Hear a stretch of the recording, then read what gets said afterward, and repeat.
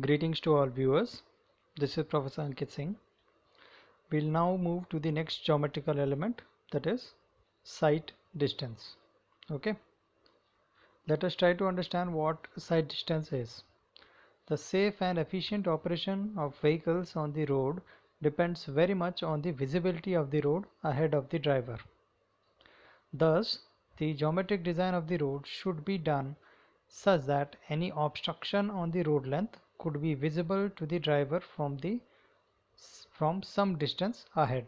Okay, so the geometric design of the road should be such that if there is any obstruction on the road, then we should have some distance from which we can sight that obstruction. Okay, now this distance that we require is known as sight distance.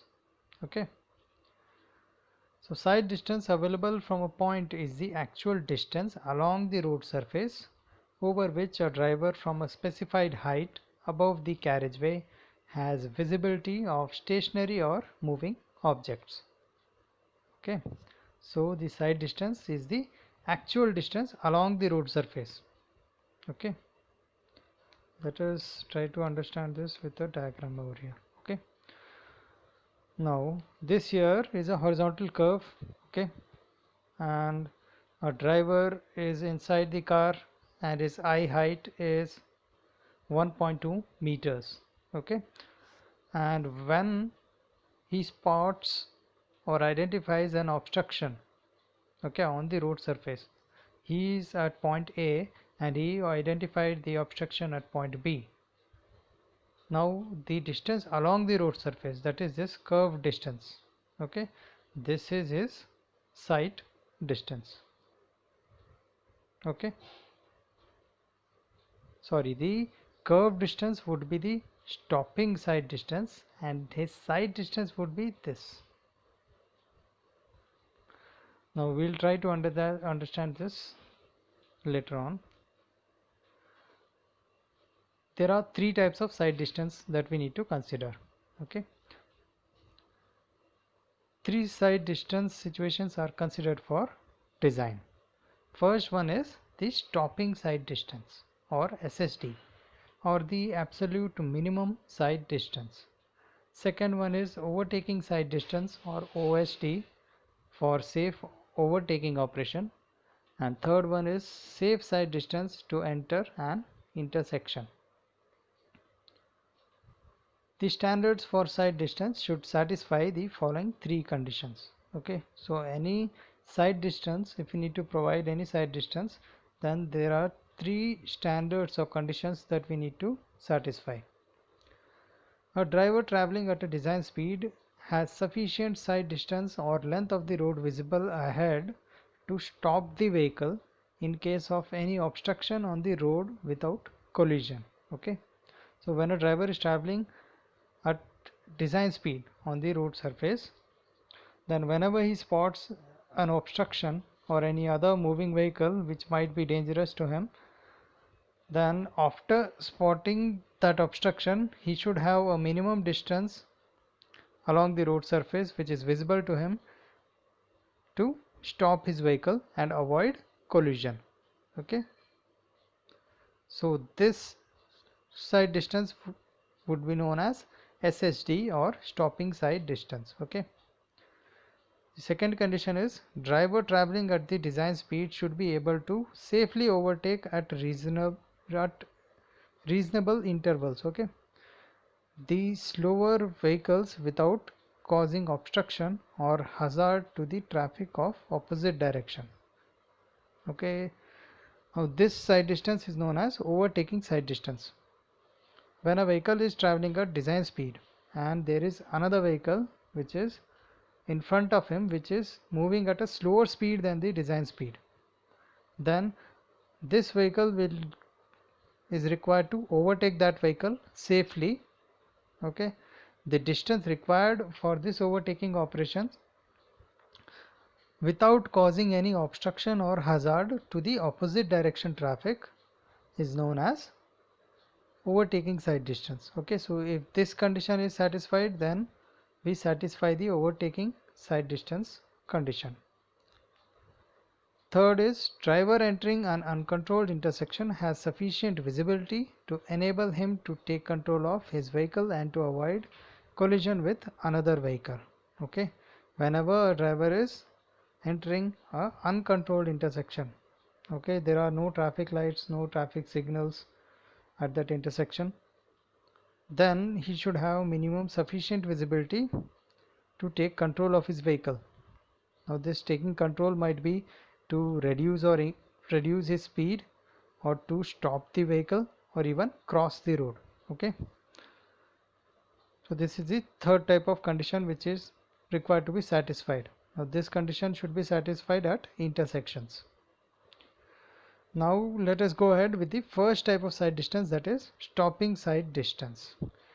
Now the minimum sight distance available on a highway at any spot should be of sufficient length to stop a vehicle traveling at a design speed safely without collision with any other obstruction. Now this, what we saw here, at this point this vehicle spotted the obstruction. Okay, so along the roadway the distance which is available to him is the stopping sight distance. Okay, similar over here. Now this is for horizontal curves and this is for vertical curves. Okay, when a vehicle is traveling over a vertical curve, at this point the driver spotted an obstruction here. Okay, so after spotting, what is the distance that he has to stop the vehicle? This is the stopping sight distance. The absolute minimum sight distance is therefore equal to SSD. So SSD, or stopping sight distance, is the minimum sight distance that we need to provide at any point of the road, because it considers the life of the driver. Okay, if the minimum SSD is not provided, then there are chances of collision and accidents which may lead to fatality. The sight distance available on a road to a driver at any instance depends on, there are a few factors on which the sight distance depends on, which are features of the road ahead, okay, which may include horizontal curve, vertical profile of the road, traffic condition, and position of the obstruction. Second condition is height of the driver's eye above the road surface. Now if the height of the driver's eye is at a higher level, then he will be able to spot the obstruction early on, okay, in case of vertical curves. But if his eye level is at a shorter height, then he will be identifying the object or obstruction at a later time, so his sight distance would be less. Okay, now what happens is, since the eye height for an individual may vary, okay, for different individuals it may be different, hence for design purposes IRC suggests a standard value of 1.2 meters, okay, and height of the object above the road surface. Now even here the height of the objects could vary, but IRC suggests a minimum height of obstruction which is to be considered dangerous is 0.15 meters, okay, or 15 centimeters. If the obstruction has a height of 15 centimeters, then it is to be considered as an dangerous object or dangerous obstruction. Okay, if any object has a minimum height of 15 centimeters, then it should be considered as an obstruction. If the height of the object is less than 15 centimeters, then we do not consider it as an obstruction for SSD. Why? Because here what we're doing is we're considering car as a design vehicle, okay, and the minimum ground clearance of car is 15 centimeters. Okay, so if the obstruction or the object is a lesser height than 15 centimeters, then we do not consider it as a obstruction. Okay, these are few standards suggested by the IRC.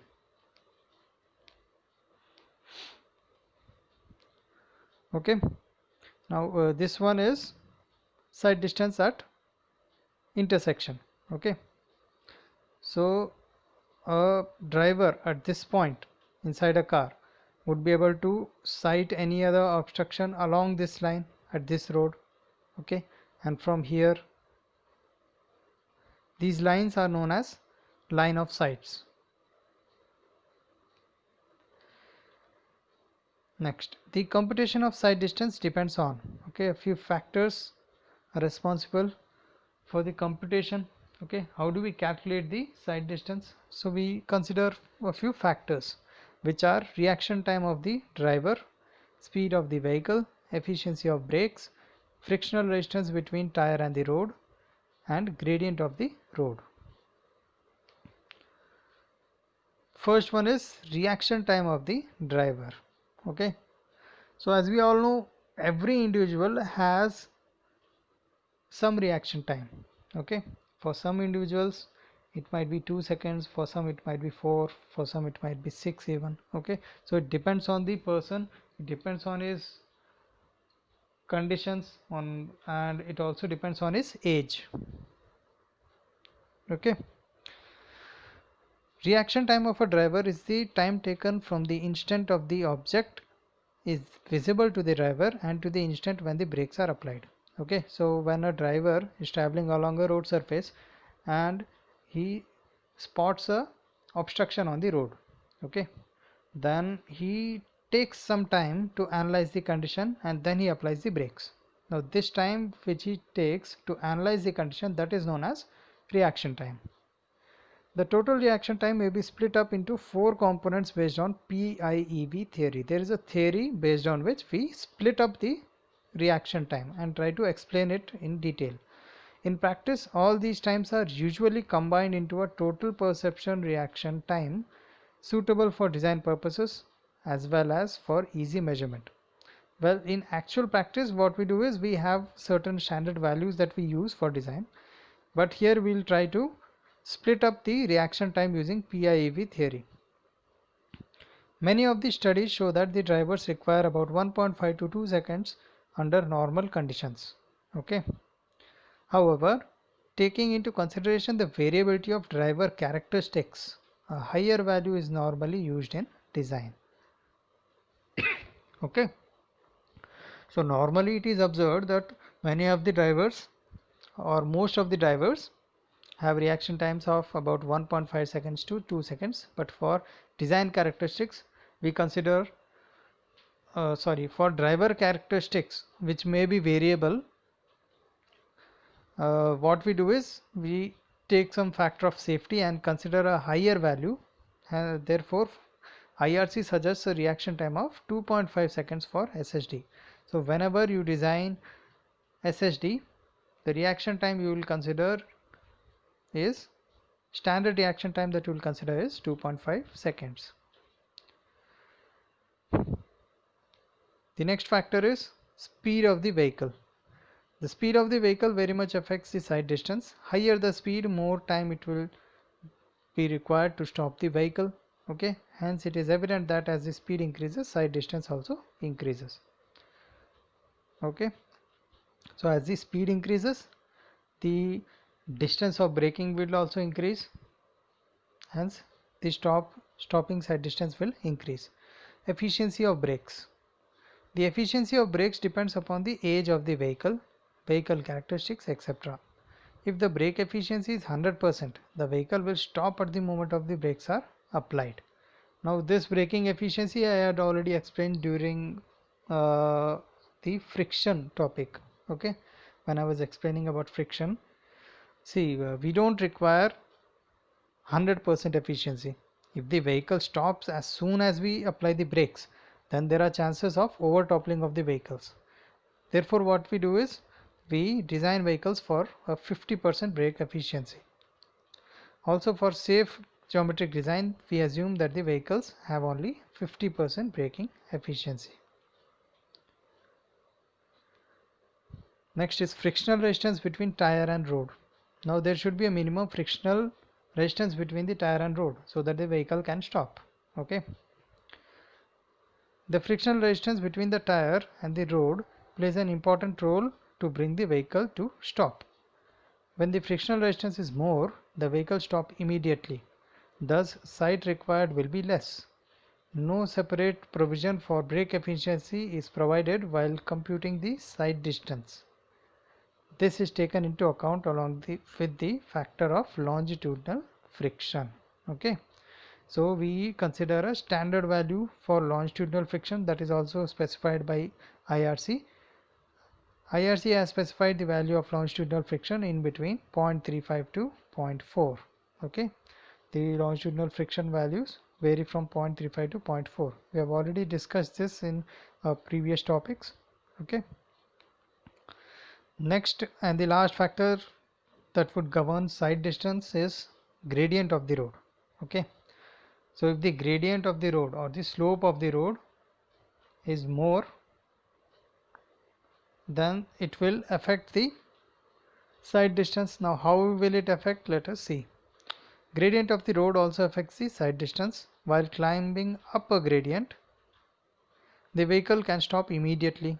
Okay, because there is gravity acting against the vehicle, as the brakes could be applied and the vehicle can be stopped after traveling a lesser distance. Therefore, site distance required is less.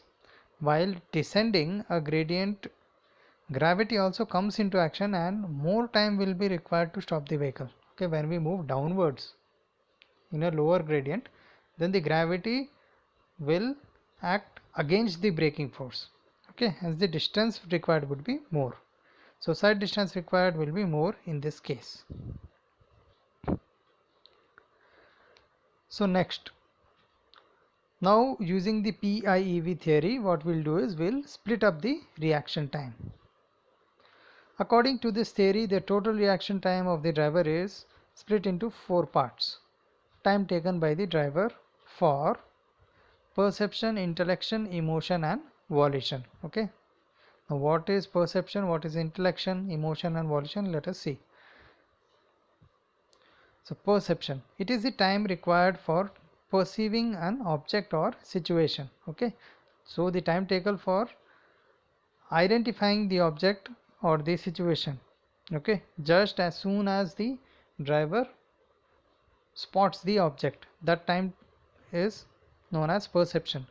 Intellection, it is the time taken or time required for understanding the situation.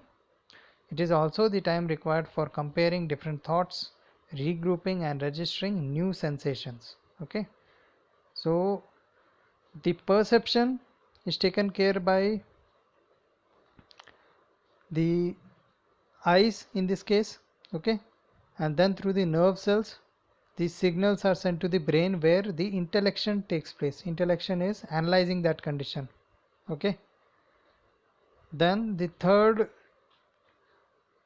condition used here is emotion. Okay, the time used during emotional actions, it is the time elapsed during emotional sensations and disturbances such as fear and anger. Okay, now this depends on the person.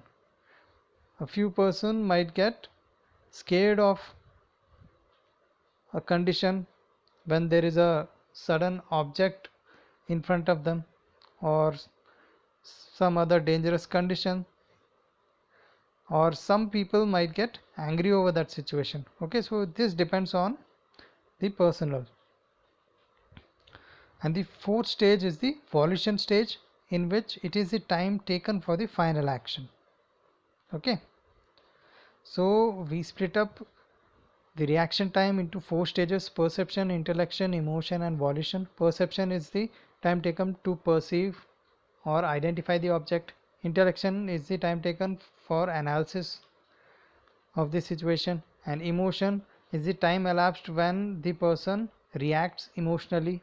Okay, and volition is the final time taken for the final action, that it here would be the application of brakes. Okay, that time is volition. Now here this diagram is important. Whenever you need to explain PIEV theory, you need to explain it with this diagram. Okay, so first is stimulus, that is identifying. Okay, using your sense organs.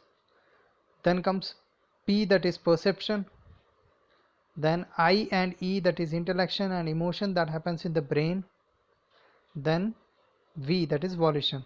Okay, so from the sense organs, the signal is sent through the nerves and the spinal cord to the brain, then again to the responsive organs.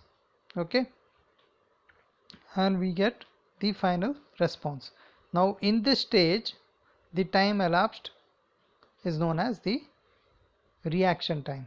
Okay, now under a few conditions we might get an instant reaction, okay, without wastage of time like this. That is known as a reflex action. Okay, now the reflex action is nothing but a instantaneous reaction.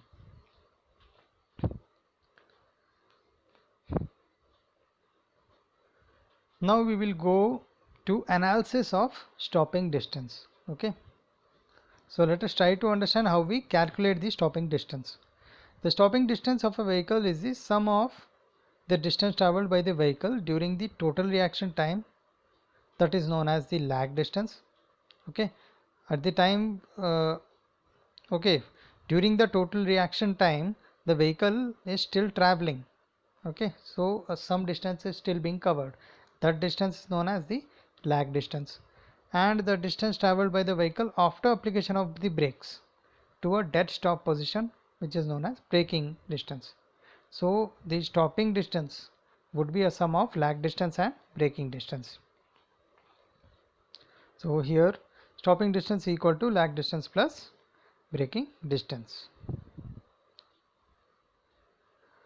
Now lag distance can be calculated as during the total reaction time or PIV time, the vehicle may be assumed to proceed forward with a uniform speed at which the vehicle has been moving, and this speed may be taken as the design speed. Okay, so the speed considered during moment of the reaction time during the reaction time is the design speed. Let us consider it as V. If V is the design speed in meter per second and T is the total reaction time, then the distance would be speed into time, so it would be V into T in meters. Okay, now V into T when we consider the velocity in meter per second, and when we consider the velocity in kmph, the lag distance would be 0.278 into V into T. Okay, this is just a conversion factor. Okay, when you use this formula you can substitute the V value in kmph. The total reaction time of driver depends on variety of factors, and value of 2.5 seconds is recommended by IRC. Okay, now next is braking distance. First we calculated lag distance. We can find it out as Vt if the velocity is given in meter per second, or 0.278 V into T if the velocity is given in kmph. Okay, and here we need to use T value as 2.5 seconds. Okay, next is braking distance. The coefficient of friction F depends on several factors such as the type and condition of the pavement surface and tires. Okay, and a few standard values have been given by the IRC here.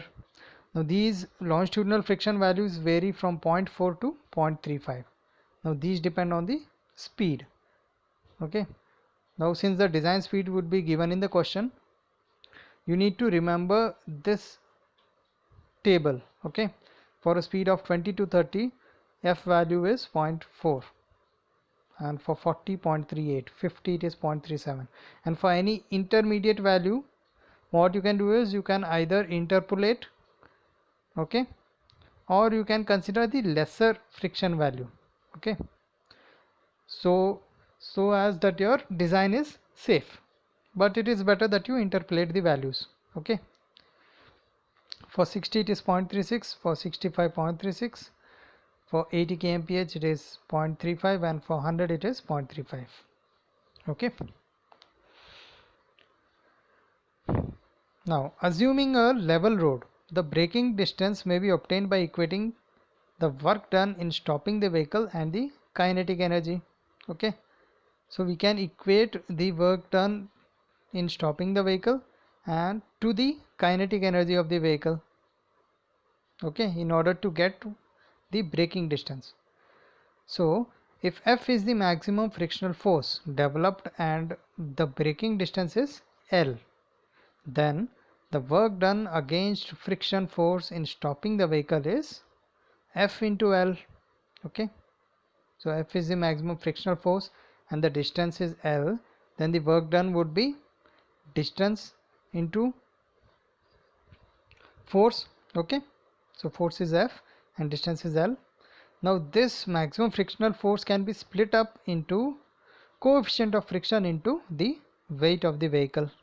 Okay, so it is equal to F, that is coefficient of friction small f into W into L,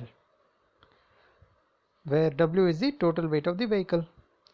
Now we know kinetic energy is given as, for a design speed of V meter per second, we can write half mv square. Now here you split m